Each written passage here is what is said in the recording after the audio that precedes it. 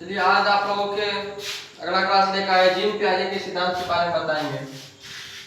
किसी भी चीज को करने से पहले उसके बारे में जानना बहुत मायने होता है। तो आज अगला टॉपिक लेकर आए जीन पियाजे। जीन पियाजे एक मनोवैज्ञानिक थे। इन्होंने संज्ञानात्मक विकास के सिद्धांत का प्रतिपादन किया था। क्वेश्चन ये पूछता है कि जीन पियाजे कौन सिद्धांत दिए थे? संज्ञानात्मक विकास। संज्ञानात्मक विकास हम क्या कहते हैं? ज्ञानात्मक विकास कहते हैं। ज्ञानात्मक विकास को क्या कहते हैं? अवस्था का सिद्धांत भी इसी को कहते हैं। तो सबसे पहले ये निवासी कहाँ के थे? जीन पियाजे का जन्म हुआ था 1896 में हुआ था। ये कहाँ पे इसका जन्म हुआ था? स्विट्जरलैंड में। ये पहले स्विट्जरलैंड में मनोवैज्ञानिक होने से पहले जो थे वहाँ पे क्या करते थे? चिकित्सक का काम करते थे। जैसे अभी के समय में जैसे अपना लोग के गांव भर में जो नहीं कहता है ये झोला छाप डॉक्टर है, उसी तरह वो पहले क्या करते थे? अपने स्विट्जरलैंड में वो चिकित्सक के काम करते थे, यानी डॉक्टर के काम करते थे। सर्वप्रथम इन्होंने अपने ही बच्चों पे इन्होंने क्या किया था? प्रतिपादन किया था, यानी खोज किया था। कोई भी यानी बच्चा का विकास होता है, अपने ही बच्चों पे क्या किया था? इन्होंने थिंकिंग किए थे। इसका कहना था कि बच्चे का जो है विकास उसके जन्म के अनुसार होता है। जिस तरह बच्चे के जन्म के अनुसार यानी जिस तरह बढ़ते जाता उम्र, उस तरह उसका क्या होता? विकास बढ़ते जाता था, उस तरह बढ़ते जाता था। इन्होंने सर्वप्रथम कितने अवस्था दी थी? 4 अवस्था दिए थे। जीन पियाजे जो है इन्होंने 4 अवस्था दिए थे। एक में कौन दिए थे? संवेगात्मक अवस्था।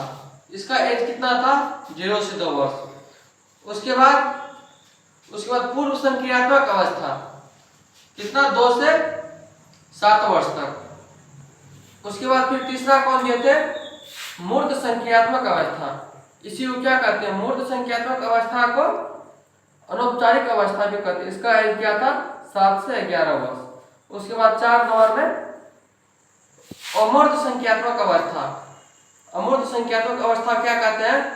औपचारिक संख्यात्मक अवस्था। इसका एज कितना होता है? इसका एज हो गया आप कितना? 11 से 15 वर्ष। तो अब जो है 4 संख्यात्मक अवस्था दिए थे, और एक में हम देखेंगे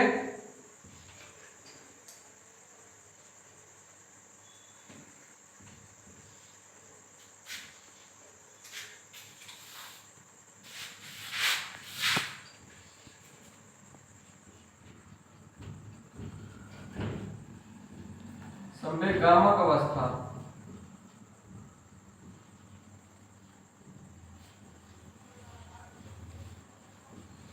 इसका एज कितना हो गया?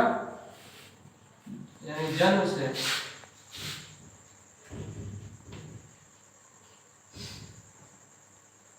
से 2 वर्ष तक। दूसरा कौन अवस्था? पूर्व संख्यात्मक अवस्था।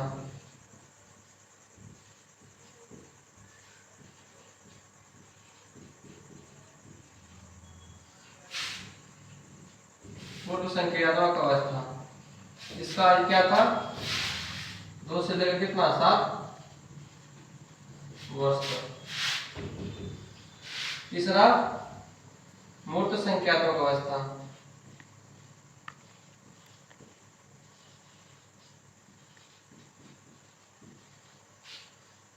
मूर्त संख्यात्मक अवस्था। इसका है 7 से 11 वर्ष। 4 नंबर क्या था? अमूर्त।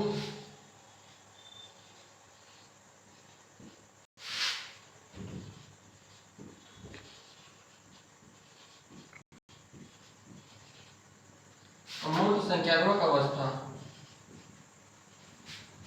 इसका है 11 से 15 वर्ष। तो चलिए अब जो है आपको हम बताएं क्या? संवेगात्मक अवस्था 0 से 2 वर्ष। 4 को अवस्था देख लिए। पहले कौन था? संवेगात्मक अवस्था।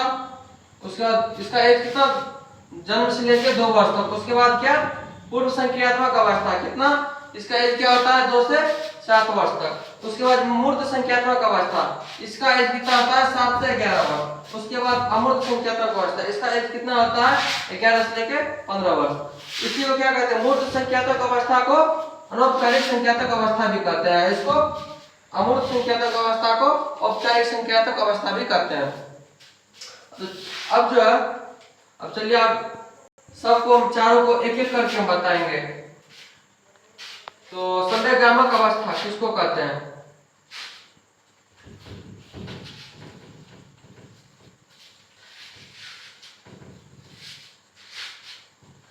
अब हम देखेंगे संवेगात्मक अवस्था जो है, प्याजे से आपका मानना है कि बच्चा जब जब संवेगात्मक अवस्था में रहता है, यानी जन्म से लेकर 2 वर्ष तक अवस्था में रहता है, तो बच्चा का जो है विकास, बच्चा अपने जो भी काम करता है, जो भी कुछ करता है अपने ज्ञान इंद्रियों से करता है। उसको हम बोलेंगे तुम ये पेन मत लो, वही वो यही पेन लेगा। उसको बोलेंगे बाबू तुम वहां मत जाओ, गिर जाओगे नीचे में चौकी पर से, अगर तुम साइड में जाओगे तो गिर जाओगे, तो बच्चा वहीं जाएगा। उसको बोलेंगे ये चीज मत पकड़ो, तो वही चीज पकड़ेगा। यानी वो अपने जो भी कार्य करता है वो अपने ज्ञान इंद्रियों से कार्य करता है, अपने ही अनुसार वो काम करता है। उसको जो हम जो चीज बोलेंगे नहीं करने, वही चीज करेगा, और नहीं कुछ वो समझता है। तो उसके बाद जो है संवेगात्मक अवस्था। उसके बाद 2 नंबर में क्या है, 2 नंबर में आपको क्या बताया, पूर्व संख्यात्मक अवस्था। पूर्व संख्यात्मक अवस्था, पूर्व संख्यात्मक अवस्था का एज कितना था,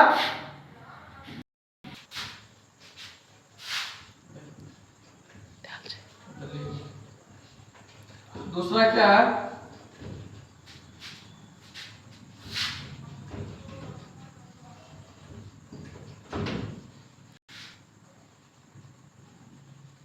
पूर्व संक्रियात्मक अवस्था। इसका एज क्या था, 2 से लेकर क्या 7 वर्ष तक। इस अवस्था में बच्चा क्या होता है, इस अवस्था में बच्चा पड़ोसी बच्चों के साथ क्या होता है, खेलना चालू कर देता है। यानी पड़ोसी बच्चों के साथ क्या होता है, खेलना बच्चा चालू कर देता है। इससे बच्चा को जो भी कार्य कर, वो पड़ोसी बच्चा जब खेलता है बच्चा, तो उसको ये चीज का ज्ञान नहीं होता है कि अगर हम जैसे बच्चा को हम दे दिए एक तराजू लिए, एक तराजू में एक साइड रुई रख दिया और एक साइड लोहा रख दिया, 1 किलो लोहा रखे और एक साइड 1 किलो रुई रखे, तो उसको बोलेंगे कौन सबसे बड़ा है, कौन सबसे ज्यादा, तो क्या बताएगा रुई सबसे देखने में, क्या कि देखने में सबसे ज्यादा, इसीलिए क्या कहेगा कि रुई सबसे बड़ा है। लेकिन उसको क्या आता है, उसको सही चीज का अनुपात, वो सही अनुपात क्या आता है, अंतर नहीं कर पाता, वो सही अनुपात का अंतर नहीं कर पाता। अब तीसरा क्या है, तीसरा हो गया मूर्त संख्यात्मक अवस्था।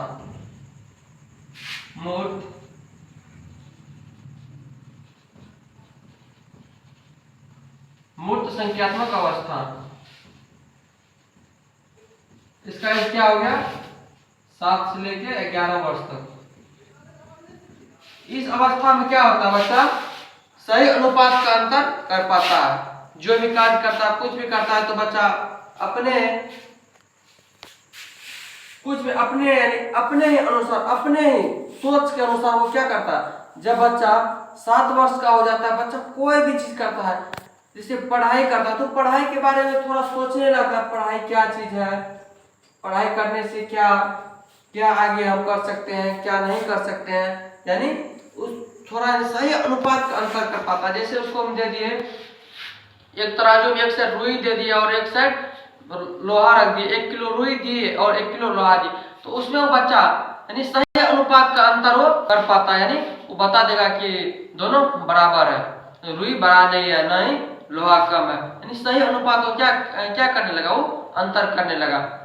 इसमें क्या आता है मूर्त संख्यात्मक अवस्था क्या कहते हैं, अनौपचारिक संख्यात्मक अवस्था। क्वेश्चन पूछता है, क्या बार ये क्वेश्चन पूछा है कि मूर्त संख्यात्मक अवस्था का एज कितना होता है। सबसे पहले इसका एज पूछेगा। एज इसका मायने रखता है कि ये जो है इसका एज क्या होता है, तो 7 से 11 वर्ष। इसी क्या कहते हैं अनौपचारिक,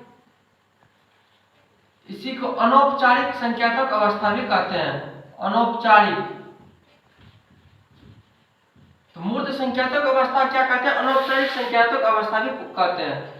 तो अब इसमें क्या होता है, मूर्त संख्यात्मक अवस्था में बच्चा देख के करता है, कोई भी काम करता है तो सामना सामनी रख के वो करता है। उसके बाद क्या हो गया अमूर्त संख्यात्मक अवस्था। 4 नंबर में क्या है,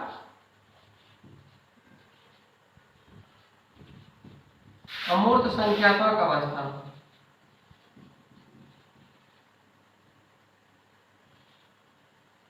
अमूर्त संख्यात्मक अवस्था, इसका एज कितना है 11 से लेके 15 वर्ष तक।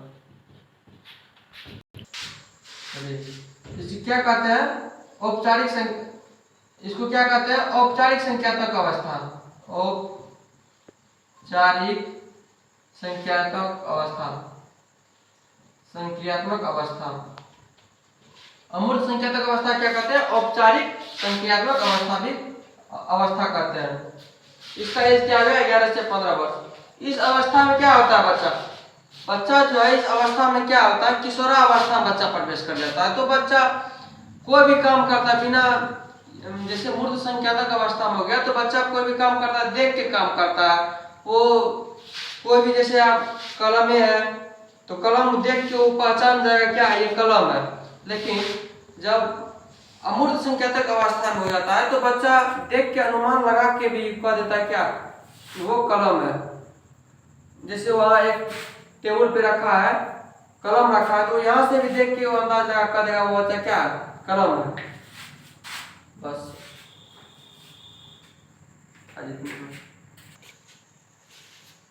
आज इतना ही।